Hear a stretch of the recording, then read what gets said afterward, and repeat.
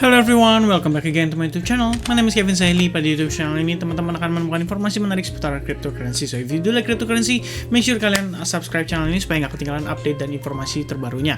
Teman-teman, pada video update kali ini saya pengen sharing tentang salah satu token yang tadi sudah saya berikan sedikit sneak peeknya melalui Insta Story saya. So make sure kalian kalau misalnya belum follow Instagram saya, kalian mampir ke kolom description, dan satu-satunya link yang ada di description itu adalah satu-satunya Instagram real saya, karena kalau misalnya kalian search Kevin Saili itu ada beberapa yang ternyata impersonate ya, dan itu berbahaya sekali karena dia menawarkan kayak semacam titip dana, jasa titip duit dan lain sebagainya. Agak hati-hati teman-teman sama case-case seperti itu, karena itu big possibility adalah scammers teman-teman. So tanpa berpanjang lebar, kita akan masuk ke dalam konten pembahasan untuk technical analysis dan juga sedikit update tentang perkembangan Koti. So let's jump in. Nah teman-teman, jadi untuk si Koti sendiri kita akan start dari informasi seputar salah satu fitur yang akan diaktifasi oleh si Koti atau akan di launch oleh si Koti ini, yaitu Koti's Treasury ya, Koti Treasury ya. Jadi kalian bisa baca penjelasan lengkap detailnya itu nanti melalui website yang lebih tepatnya link lah ya, yang nanti akan saya coba taruh juga di description. Jadi kalian bisa baca ini penjelasan lengkap tentang seputaran Koti Treasury. Nah, untuk sederhananya kalian bisa baca di part sininya aja ya, what is Koti Treasury. Sebenarnya sih sederhananya ini staking sih ya, jadi nggak jauh beda sama istilah pemahaman kita untuk staking koin, kayak misalkan contoh PancakeSwap, maksudnya cake di staking di PancakeSwap, mungkin Cardano staking di Yoroi Wallet dengan istilah delegate dan lain sebagainya ya, kurang lebih mirip-mirip lah ya, masih satu tipe atau masih satu fitur yang sama, cuman harusnya sih fitur-fitur seperti ini juga bisa membantu untuk mendongkrak harga daripada si Koti sendiri. Jadi memang itulah salah satu reason kita pengen bahas tentang hal ini. Nah, kenapa tiba-tiba saya bahas tentang Koti Treasury ini? Karena setelah kita lakukan research, perkiraannya di kisaran tanggal 31 Januari 2022 ini Koti akan launching atau rilis fitur Treasury ini, dan harusnya sih hal ini bisa menjadi suatu indikasi positif untuk pergerakan Koti. Jadi saya rasa teman-teman, yuk kita cek aja kali ya untuk technical analysisnya terkait dengan pergerakan Koti.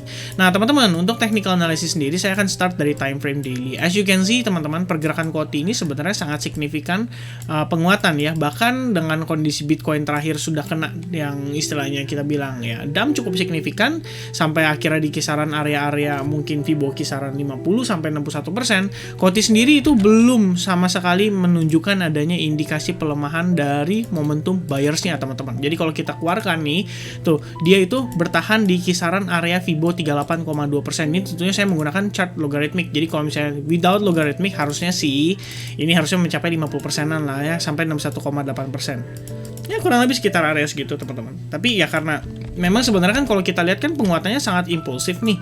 That's why saya gunakan chart logarithmic supaya kita bisa lihat juga dan kita bisa analisis balik lagi dari trendline yang di bagian bawahnya. Dan kalau teman-teman lihat ini sebenarnya Koti overall menurut pandangan saya masih very bullish dibandingkan dengan bahkan compare to Bitcoin aja, menurut saya Koti ini masih lebih bullish lah ya. Kita lihatnya seperti itu teman-teman. Nah, lalu, kalau misalnya kita zoom in teman-teman, ini kita lihat proses yang terjadi pada Koti. Jadi setelah Koti berhasil melakukan breakout dan akhirnya membentuk semacam kayak area highest yang baru, Koti ini bertahan dan survive cukup lama di area tersebut. Sampai akhirnya Koti kembali breakdown, testing, breakdown lagi, dan akhirnya kita sekarang berada di kisaran area di mana terakhir kali Koti itu melakukan take off teman-teman untuk create new higher high ya.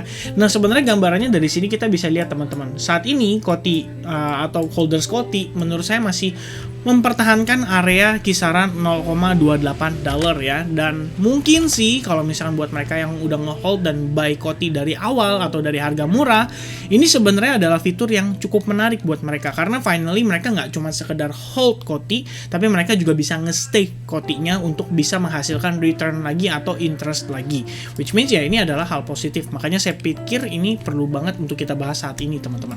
Dan kalau misalnya kita lihat dari pergerakannya sendiri, sebenarnya Koti ini tampak sudah break ya. Ini kalau misalnya kita ambil body to body aja, karena ini kan dari time frame daily anyway ya, kita ngelihat sebenarnya untuk pergerakan Koti itu dia terreject sempat reject beberapa kali pada area tersebut sampai akhirnya dia berhasil breakout. Bahkan sebelum breakout, kalian lihat pressure sellers yang masuk ke Coty ini cukup besar dan signifikan, menyebabkan membentuk semacam tail candle yang cukup panjang dan signifikan sampai akhirnya berhasil breakout pada di hari kemudiannya atau di hari berikutnya. Dan setelah itu kita ngelihat dia terjadi another correction atau pullback lagi untuk testing terhadap trendline-nya teman-teman. Nah, selain trendline-nya, kalian juga bisa tambahkan lagi satu senario, yaitu di kisaran area ini tuh terdapat support dan resistance teman-teman ya. Kita bisa lihat sebelumnya berfungsi sebagai support ya, support. Kalian bisa lihat buntut tail candle-nya cukup panjang sekali, artinya memang dipertahankan area tersebut sebagai support, dan after di break berubah menjadi resistance. Nah, sekarang kita juga bertahan pada area tersebut atau key support SNR-nya. Ya, key support dan resistance kurang lebih ya, teman-teman ya. Nah, lalu kalau misalnya kita tambahkan lagi teman-teman, di sini kita lihat waktu beberapa hari lalu, tepatnya kisaran 1 Januari, kita ngelihat Coty itu mengalami rally cukup signifikan dan membentuk semacam bullish engulfing pattern. Dan yang menariknya adalah bullish engulfing pattern ini terbentuk dekat dengan area trend lainnya dan juga area key support resistance-nya.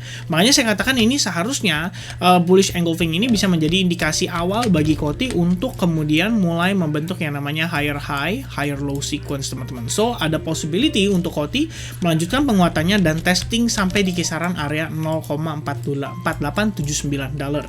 Nah, sebenarnya ini adalah satu opportunity buat teman-teman manfaatkan juga ya, tapi tentunya before kalian manfaatkan, make sure kalian tetap lakukan research dulu before memutuskan apakah Coty ini adalah satu koin yang layak untuk kalian beli dan kalian pegang at least sampai menjelang event atau menjelang tanggal 31 Januari mendatang teman-teman ya. Nah, saya rasa itu adalah consideration yang menurut saya cukup menarik untuk Coty saat ini. Dan karena kita posisi sudah breakout, teman-teman bisa tambahkan satu scenario lagi, yaitu potensi pembentukan semacam symmetrical triangle pattern pada pergerakan Coty saat ini teman-teman ya.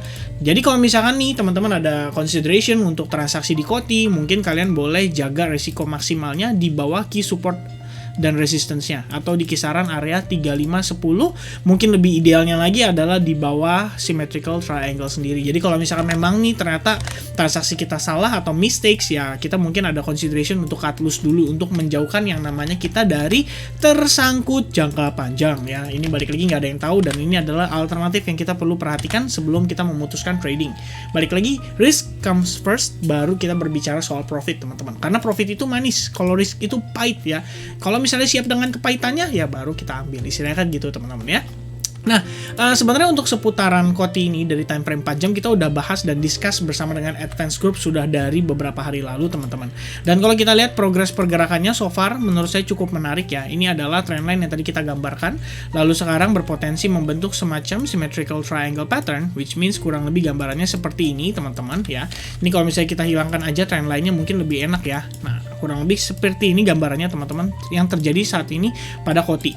Dan kalau misalnya kita zoom in lagi, sebetulnya ini sebelumnya terbentuk semacam falling wedge pattern dan posisinya itu sudah berhasil di breakout teman-teman. Setelah breakout, Coty sempat kembali membentuk yang namanya falling wedge pattern dan akhirnya berhasil breakout lagi. Dan sekarang posisinya teman-teman kalau perhatikan ya, kita di sini melihat adanya terbentuk V formation ya, dengan posisi sudah bergerak sideways dan saat ini sedang berusaha untuk breakout. Jadi memang sebenarnya ada indikasi positif pada pergerakan si Coty sendiri untuk dia kembali terrebound. Nah, paling yang perlu diperhatikan adalah resistance area di kisaran area ini beserta dengan support yang tadi kita bincangkan pada time frame daily, teman-teman. Jadi ini adalah beberapa area yang menurut saya kita perlu consideration atau kita perlu perhatikan untuk memastikan Coty ini berjalan sesuai dengan rencana kita, yaitu kembali rebound ya. Nah, tambahannya adalah dari perspektif exponential moving average time frame 4 jam itu sebenarnya kita sudah berhasil break dan bertahan di atas exponential moving average-nya. Sementara pada time frame pada time frame 1 jam itu juga sudah berhasil bertahan di atas exponential moving average-nya. Cuman teman-teman, ada satu yang perlu saya sampaikan kepada rekan-rekan sekalian, bahwa tetap ada risiko kita bisa ngelihat si Coty ini kembali terpullback karena pada kondisi time frame 1 jam kita melihat di sini terbentuk yang namanya bearish divergence atau regular bearish divergence. So, I think teman-teman perlu tetap antisipasi ya terhadap segala kemungkinan yang ada. Paling jaga setidaknya kita perhatikan memperhatikan apakah Coty bisa mempertahankan area 0,3760 dollar, dan itu akan menjadi satu titik krusial paling penting serta exponential moving average untuk memastikan bahwa Coty ini masih dalam keadaan bullish yang sehat.